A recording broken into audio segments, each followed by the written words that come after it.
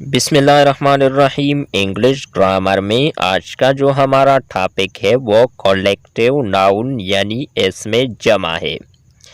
Definition دے کے the noun which refers to a group of things, people, animals and concepts etcetera is called collective noun.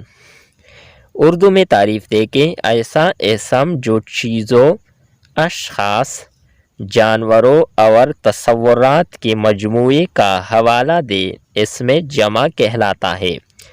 Examples یعنی مثالیں۔ پہلا مثال ہے اور فیملی کنسسٹ آف 6 ممبرز، ہمارا خاندان 6 افراد پر مشتمل ہے۔ دوسرا مثال ہے Nowadays majority supports this leader، آج کل اکثریت اس رہنما کی حمایت کرتی ہے۔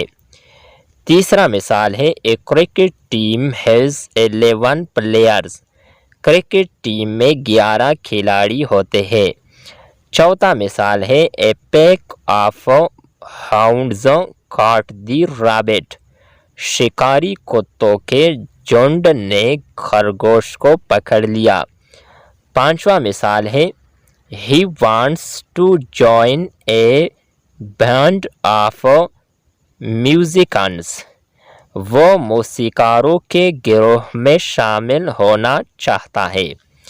In the above sentences family، majority، team، pack and band are example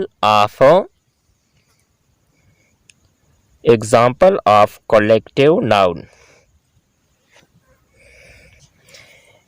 یہ تھی ہماری آج کی ویڈیو۔ نیکسٹ ویڈیو کے ساتھ دوبارہ ملتے ہیں۔ خدا حافظ۔